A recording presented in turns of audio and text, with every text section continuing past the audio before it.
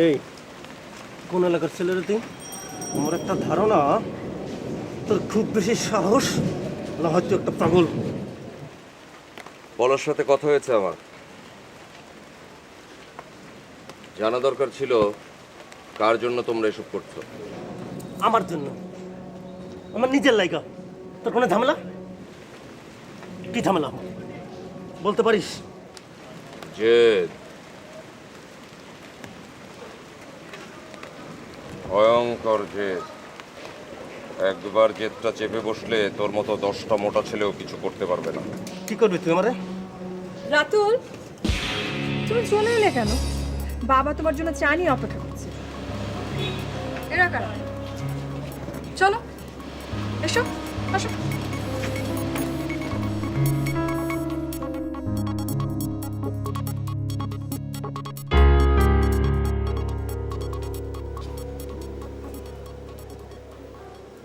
বাহ, আমি তোর জন্য সারাদিন অফিসে না গিয়ে বাড়িতে বসে থাকলাম আর তুই একা একা আমাকে রেখে এখানে বসে আছিস। হ্যাঁ, বসো ভাইয়া, কি সুন্দর ঠান্ডা বাতাস বইছে দেখো। কি রে, মনটা কি এখন একটু হালকা হলো? বাবার কাছ থেকে আমি সব শুনেছি। একটা গান শুনবে ভাইয়া? বাবা সব সময় একটা অপরাধ বোধে ভুগতে থাকে। একটা সময় গানটা কি ভালোবাসতাম, তাও কাজে লাগাতে পারলাম না। আসলে দোষ আমাদের সবারই, কিন্তু কেউই ওই যে গানের স্কুলে যে গানটা শিখেছিলাম সেকেন্ড ইয়ারে থাকতে, যে গানটা যে সুরটা না এখনো খুঁজে বেড়াচ্ছি, কি যেন গানটা,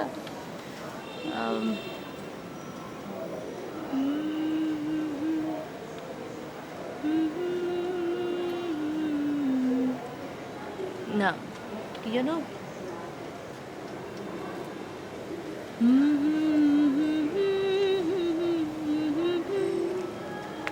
বলবে কি রে আয়ুষে চোখের দেখা, প্রাণের কথা সে কি ভোলা যায়। আয় আর একটিবার আয় রে সখা, প্রাণের মাঝে আয়, মোরা সুখে দুঃখে কথা কব।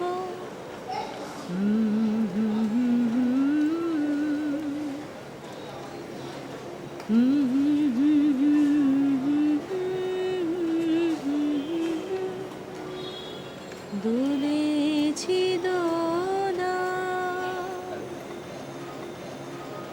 মাঝে বাঁশি গান গেয়েছি বকুলের তলায়।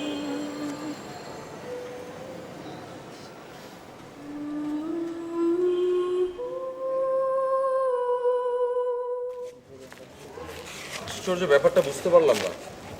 অত কিছু বোঝার দরকার নেই তো। আপনি আমাকে বাঁচালেন কেন? ভাববেন না যেন সত্যি সত্যি আবার বাসায় নিয়ে যাবো। না, অতটা বোকা কিন্তু আমি নই। বোকা না হলে ছুরি হাতে দাঁড়িয়ে থাকা কোনো লোকের সাথে অযথা ঝগড়া করতে না। কি হলো? আপনাকে দেখিয়ে দেওয়া দরকার ওদের সাথে আমি মারামারি করে পারি কিনা। মানে মাথা নষ্ট নাকি? আরে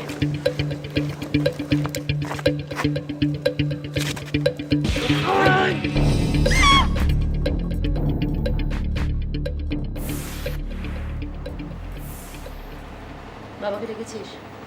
আসবে না বলেছে।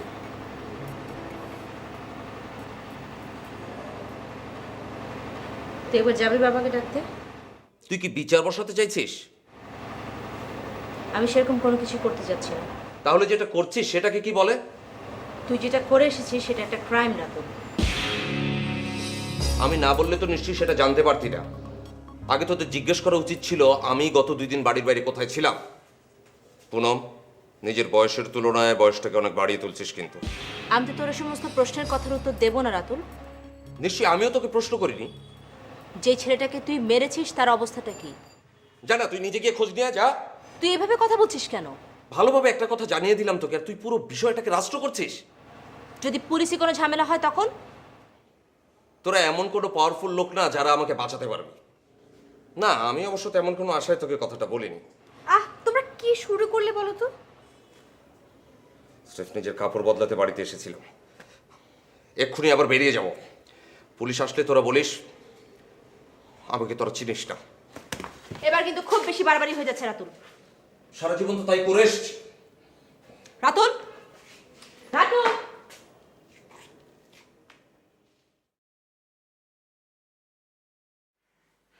এতদিন এর জন্য অপেক্ষা করছিলাম, এটাই হওয়ার কথা ছিল। তুই একবার ওর সাথে কথা বল না। অসম্ভব, আমি কোনো ক্রিমিনালের সাথে কথা বলতে রাজি না। ছি, ছোট ভাই সম্পর্কে এসব কি বলছিস? এখন আমি বলছি, কাল সারা দেশ বলবে। এটা তোমার ভালো লাগবে শুনতে? দিনের পর দিন বলেছি রাতুলের আচরণ আমার ভালো লাগছে না, আর এখন তো আমি কোনো কিছু বলা ছেড়ে দিয়েছি। কারণ তুমি বলে তো কোনো লাভ নেই। যাক, ভালো লাগলো যে আমাকে নিয়ে তোমার চিন্তা আছে। নিজের স্বার্থের বাইরে কোনো কিছু ভাবতে পারো ভাইয়া? মা, তুমি ওকে বলে দাও আমি ওর সঙ্গে কোনো কথা বলতে চাই না। তোমাকে কথা বলতে বলিনি, তোমাকে শুনতে বলেছি। রাতুল চুপ কর। গলা ফাটাবার সময় মনে হয় ছোট ভাই বোনদের প্রতি অনেক দায়িত্ব আছে, তাই না? রাতুল চুপ করবি? মা, তোমাদের বাড়িতে তো ক্রিমিনালের জায়গা হয় না। আমি তো বাড়ি ছেড়ে যাচ্ছি, কিন্তু তোমার ছেলেকে জিজ্ঞেস করবে তার কি হবে? কি বলতে চাইছিস তুই? আমি একটা ছেলেকে মেরেছি, আর তুমি তো খুন করেছো। রাতুল, বড় ভাই আর ভাবিকে খুন করেছো তুমি। এ বাড়িতে ক্রিমিনালদের থাকা উচিত না, তাই না? ঠিক আছে।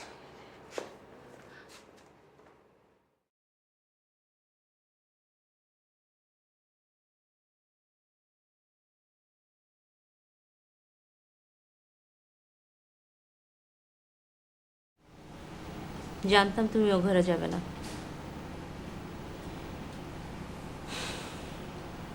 রাতুলটার তো মাথা গরম, তাই বলে সবাই যদি একই কাজ করে তাহলে কি হবে? একটা জিনিস খেয়াল করেছিস? কি বাবা? জীবনটা কেমন অদ্ভুত এলোমেলো গতিতে এগিয়ে চলেছে। ভাবছিলাম তোর কথা, মাঝখান থেকে রাতুল এসে জায়গা করে নিল। সেটা না হলে তো জীবনটা বাবা একটা জায়গায় থেমে থাকতো। সব কিছুই সাধ্যের বাইরে চলে যাচ্ছে। হাত মুঠো করলেই দেখি অদৃশ্য ছিদ্র দিয়ে প্রাপ্তি সব ঝরে যাচ্ছে।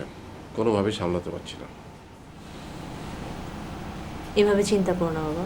আজকাল তো চিন্তাই করতে পারি না, তার এভাবে আর ওভাবে।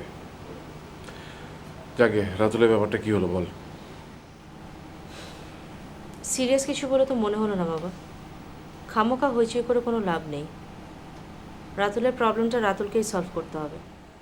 সেইটাই বুদ্ধিমানের মতো কাজ হবে। বড় হয়েছিস তোরা সবাই। আমি আরও ভাবছিলাম পুলিশে কোনো ঝামেলা না হয়ে যায়। সেটাও রাহুলকেই সামলাতে হবে, আমার কিচ্ছু করার নেই।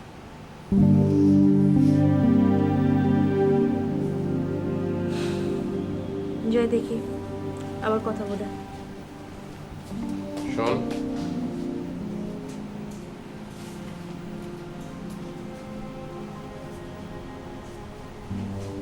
আমি যদি তোকে একটা কথা বলি, কিছু মনে করবি না তো? আমার সঙ্গে এভাবে কথা বলার মানেটা কি বাবা?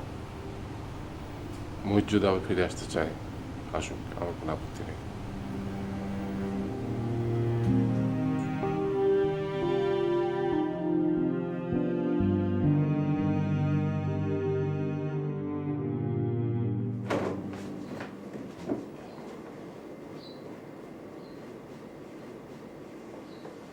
এভাবে তাকিয়ে আছো কেন মা? তোকে বোঝার চেষ্টা করছি। যেমন ছিলাম তেমনই আছে। তুই যে কতটা বদলেছিস তুই সেটা নিজেও বুঝিস না।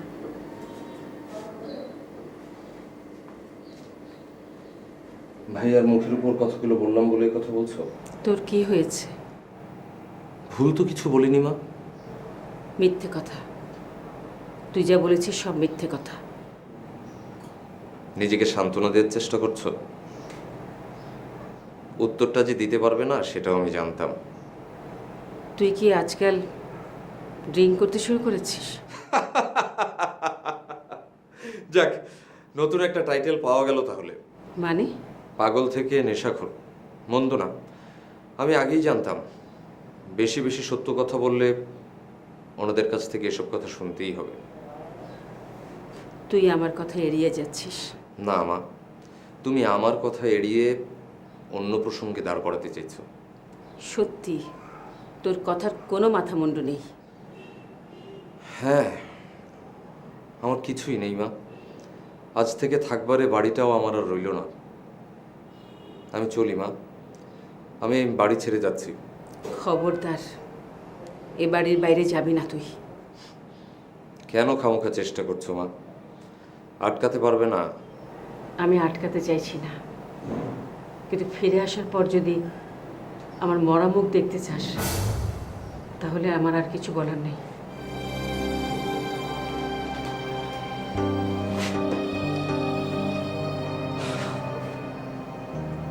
মা কিন্তু লেখালেখি করলে খারাপ করতো না, যদিও একটু বকিস। তারপরও আজকাল যা সমস্ত লেখা বেরোচ্ছে বাজারে। খাবার দিচ্ছি, খেতে চাইলে আসতে পারিস।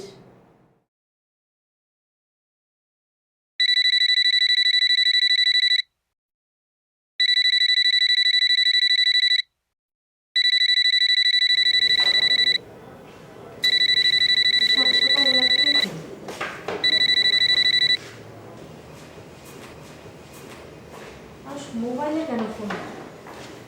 Good morning. তুই আমার বাসায় নাকি? আমি তো ভেবেছিলাম তুই বাড়ি ছেড়ে গেছি। সেটা যে তুই যাবি না আমি জানি। কেন ভেবেছিস বুঝি আমার যাবার কোনো জায়গা নেই? আরে ধ্যাত, রাগ করে তো কত মানুষ কত কথাই বলে, তাই বলে কি সত্যি সত্যি সব কিছু করে নাকি? আমি কিন্তু কথাগুলো রাগ করে বলিনি। না না, তুই কি কখনো রাগ করে কিছু বলিস নাকি? তুই কেন খামোখা আমাকে রাগাবার চেষ্টা করছিস বলতো? দাঁড়া দাঁড়া, কোথায় যাচ্ছিস? জাহান্নামে। তোর কোনো অসুবিধা আছে? কোনো অসুবিধা নেই, শুধু একটু হাসি মুখে গেলে ভালো লাগে আর কি। বোকের মতো হাসছিস কেন? আরে কি আশ্চর্য, আমার হাসির মধ্যেও সমস্যা। সাত সকালবেলা হাসি খুশি থাকাটা হচ্ছে স্বাস্থ্যের জন্য ভালো। একটা জরুরি কাজে যাচ্ছি, মাকে বলিস। জাহান্নামে? ফিরে আসি, তারপর তোকে বলবো। ওকে।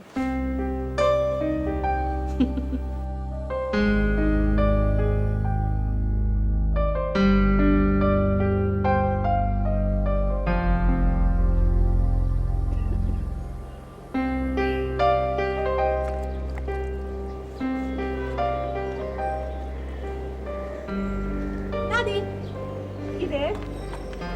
দাদি, তোমার কি প্রতিদিনই গাছে পানি দিতে হয়, গাছের যত্ন করতে হয়? মানিতে হবে না, ওদের প্রাণ আছে না? আর মানুষের? ওদেরও আছে। কেন, তোর কি যত্নার্থীর কোনো ঘাটতি পড়েছে নাকি? আমার না, আমি ভাবছি অন্য আরেকজনের কথা, যে শুধু দিনের পর দিন, মাসের পর মাস, বছরের পর বছর একই রকম রয়ে গেছে। কার কথা বলছিস? কার কথা বলছি না, আমি না একটা প্রজেক্ট হাতে নিয়েছি, জানো? কি প্রজেক্ট? প্রজেক্টটা হচ্ছে একজনের বয়সকে ধরে রাখা। তুই কি টাইম মেশিন বানাচ্ছিস নাকি? এটা অন্য আরেকটা প্রজেক্ট। শোনো না দাদি, হ্যাঁ, এখন তো মাত্র অনেকগুলো ছবি দিয়েছি, ওই ছবি থেকে আস্তে আস্তে করে ছবি বাছাই হবে। হ্যাঁ। বাছাই হওয়ার পর একটা ছবি সিলেক্ট হবে, তারপরে জমবে খেলা, কথাবার্তা, অনেক কিছু। তোর কথা মাথা বলতো, আমি কিছুই বুঝলাম না। তোমাকে এখন কিছু বুঝতেও হবে না, তুমি জাস্ট দেখো যে কি হয়। জাস্ট নিজের চোখ, নাক, কান সব খোলা রাখো, তাহলেই তুমি বুঝতে পারবে কি হচ্ছে। আমি অনেক এক্সাইটেড। ঠিক আছে দাদি, তুমি গাছের যত্ন করো, আমি যাই। থাকতে পারবো না।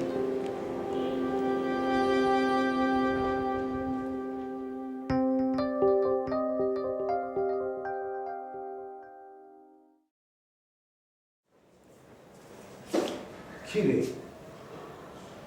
তুই এখানে বসে আছিস? ওই জন্য চা করে এনেছে। অফিসে যাবি না? বিস্কিট?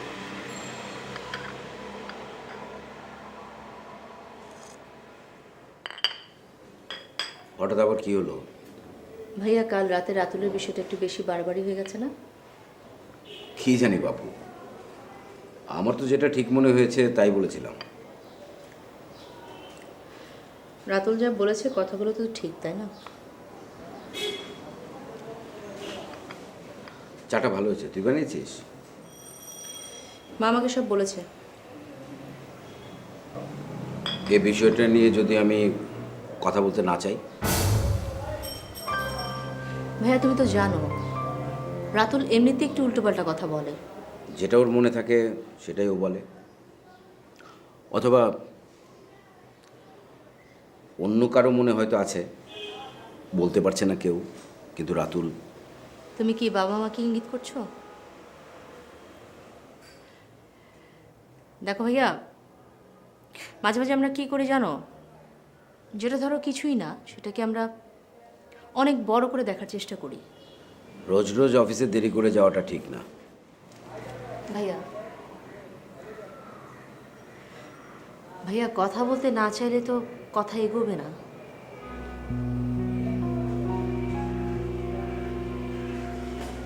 আমি বলতে চাচ্ছি না। অভিমানে অথবা অপরাধ বোধ। আসি রে।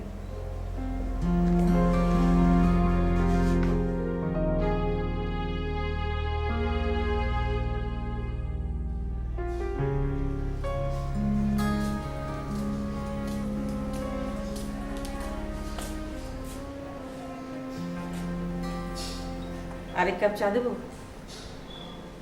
পারলে তোমার ছোট ছেলেকে একবার এখানে পাঠিয়ে দিও। রাতুল সকাল সকাল বেরিয়ে গেছে। বাড়িতে আসে কখন আর যায় কখন? সেটা তুমি সরাসরি জিজ্ঞেস করে নিতে পারো। তা তো পারি, তখন আবার সবার চোখ পড়বে আমার রাগের উপরে। রাগারাগি ছাড়াও ছেলে মেয়ের সঙ্গে কথা বলা যায়। কি হলো, কথা বলছো না কেন? যাই দেখি বাইরে গিয়ে ছেলেটাকে খুঁজি। মানে কি, রাস্তা রাস্তায় খুঁজবে নাকি? শুধু রাস্তায় কেন, থানাগুলোও তো খুঁজে দেখা দরকার। কতখানি মারপিট করেছে, কি ঘটনা, কিছু তো জানি না। আমার ছেলে কি ক্রিমিনাল নাকি? দেখো জবেদা, জন্মে কেউ ক্রিমিনাল হয় না। আমি সারা জীবন ফ্যাক্টরি নিয়ে ব্যস্ত ছিলাম, ব্যবসা নিয়ে ব্যস্ত ছিলাম, ফ্যাক্টরি, ইম্পোর্ট এক্সপোর্ট। কখনো খেয়াল করিনি যে আমার ছেলেদের আরও অনেক বেশি করে আমাকে প্রয়োজন ছিল। যাই হোক, বাবলিকে জিজ্ঞেস করে আমার সঙ্গে যাবে কিনা। ও হয়তো ওর বন্ধু বান্ধবের ঠিকানা জানতে পারে। তোর কথা শুনে মনে হচ্ছে আমার ছেলে বাড়ি থেকে পালিয়ে গেছে। সেরকমই না কথা ছিল, শুনলাম। বাজে কথা না বলে একবার বাজারে গিয়ে দেখো আমার কোনো উপকার করতে পারো কিনা। তা অবশ্য ঠিক, গরু খোঁজার চেয়ে বাজার করা অনেক ভালো। ছেলে পেলে নিয়ে বাজে কথা বলতে তোমার মুখে কখনোই বাধে না। আমি অপেক্ষায় আছি এর চেয়েও শক্ত কথা কবে ওদের কাছ থেকে ফেরত পাবো। তুমি আসলে বয়স হচ্ছে বেশি বুড়িয়ে গেছো, সারাক্ষণ শুধু পেঁচিয়ে পেঁচিয়ে কথার উত্তর দিয়া। আশ্চর্য ছেলেগুলো একবার সারাক্ষণ।